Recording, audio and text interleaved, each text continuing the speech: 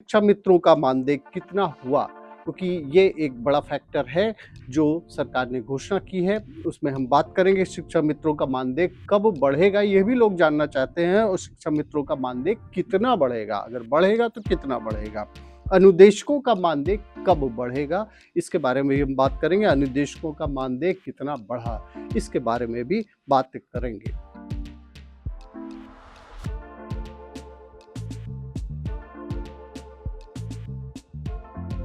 देश के जीडीपी में अपना योगदान करने के बाद में उत्तर प्रदेश अब एजुकेशन लेवल पर भी बहुत ही मजबूत होने जा रहा है। इसके लिए योगी आदित्यनाथ की सरकार ने जो बजट अभी पेश किया उसमें एजुकेशन पर बहुत ही ज्यादा फोकस किया गया है। आइए हम देखते हैं कि बजट इसमें कितना एलोकेट किया गया, किस पर फोकस किया गया है और इसका क्या इम्पैक्ट पड़ेगा। नमस्कार, मैं हूं राजीव, आप देख रहे हैं आपकी खबर राजनीति।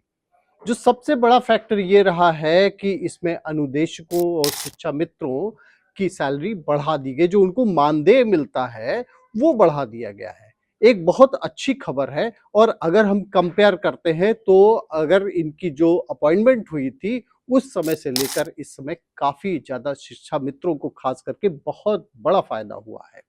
और ये जो लागू होने जा रहा है वो अप्रैल से लागू होने जा रहा है, 2026 से।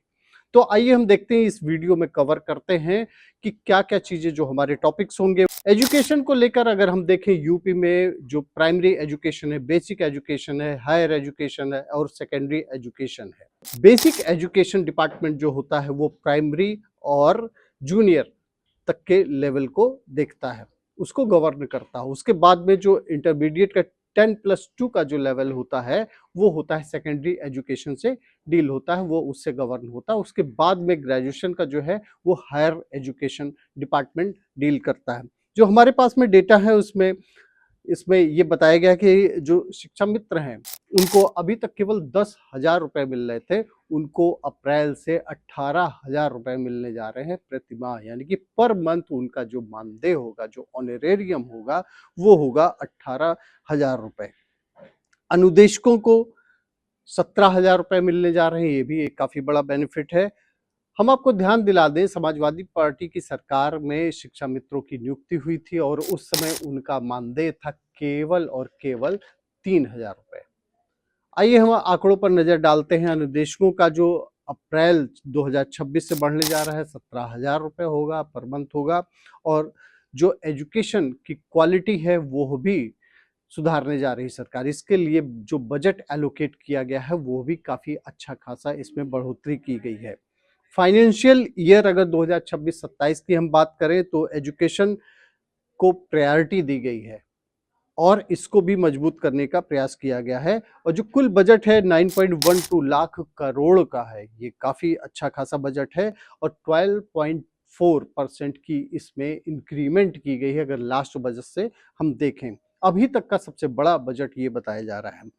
बेसिक एजुकेशन पे 77.622 करोड़ रुपए स्मार्ट स्कूल और इंफ्रास्ट्रक्चर पर खर्च किए जाएंगे। आप देखते होंगे कि जो प्राइमरी और बेसिक एजुकेशन है यूपी में, वहाँ लगातार जो स्ट्रेंथ है बच्चों की वो घट रही है। ये सरकार के लिए सबसे बड़े चिंता की बात है और चिंता का विषय होने के कारण उन्होंने शिक्षा मित्रों और अनुदेशकों का जो कि काफी कम मानदेय था उसको बढ़ाया हुआ है। और अब जो स्कूल्स होंगे वो स्मार्ट स्कूल्स में होंगे, डिजिटल एजुकेशन पर खर्च किया जाएगा। इसी तरीके से सेकेंडरी एजुकेशन जो है उसमें 22,167 करोड़ रुपए इसमें खर्च किए गए। 15% का इंक्रीज किया गया, इंक्रीमेंट किया गया है बजट में, एलोकेशन जो किया गया है। हायर एजुकेशन की बात कर लें, 6,591 करोड़ रुपए इसमें एलोकेट किए गए हैं, जो कि 7.1% का इंक्रीमेंट किया गया है। इसी तरीके से वोकेशनल एजुकेशन पर सरकार बहुत अच्छा खासा उस पर जोर दे रही है, क्योंकि जो रोजगार परक शिक्षा होनी चाहिए उस पर वोकेशनल मतलब जो पढ़ के निकले उसको कहीं ना कहीं ऐसी एजुकेशन मिले जिससे वो रोजगार पा सके, जॉब ओरिएंटेड हो, एम्प्लॉयमेंट जनरेट कर सके। वोकेशनल एजुकेशन पर 3349 करोड़ रुपए खर्च किए गए हैं। और आपको जानकर ताज्जुब होगा कि 88% की इसमें ग्रोथ की गई है। 88% इंक्रीमेंट किया गया है, इंक्रीज़ किया गया है बजट को। ये अच्छा खासा जो है बजट होने जा रहा है, जिसमें स्किल डेवलपमेंट और इसमें क्वालिटी एजुकेशन दिया जाएगा, जिससे स्किल डेवलपमेंट भी हो, लोग रोजगार पा सकें। टेक्निकल एजुकेशन की अगर हम बात करें तो 2365 करोड़ रुपए इस पे खर्च किए गए हैं, 72% का इंक्रीमेंट किया गया है इसमें। एजुकेशन का बजट जो है 1,12,094 करोड़ रुपए का लगभग है, ये जो आंकड़े बता रहे हैं।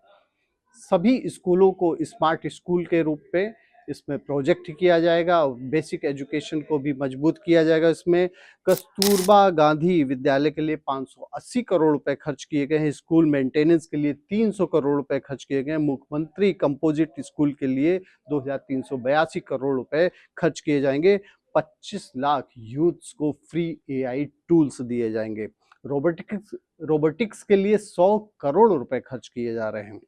सबसे बड़ी चीज जो बेसिक एजुकेशन की जो नींव थे, जो उसमें काम कर रहे थे, शिक्षक, शिक्षा मित्र, अनुदेशक और शिक्षणेत्र कर्मचारियों को 5 लाख का कैशलेस जो ट्रीटमेंट भी दिया जा रहा है। सरकार ने ये सारी कवायद इसलिए किया है कि जो बेसिक एजुकेशन का और जो एजुकेशन है बेसिक से लेकर हायर एजुकेशन, वोकेशनल एजुकेशन और इसमें टेक्निकल एजुकेशन, इसको मजबूत किया जाए, जिससे जो लोग पढ़ के निकले वो जॉब ओरिएंटेड कोर्सेज करके निकले और वो इस लेवल पे मजबूत हों। आपने देखा कि एआई की भी जानकारी उनको दी जा रही है, एआई टूल्स दिए जा रहे हैं।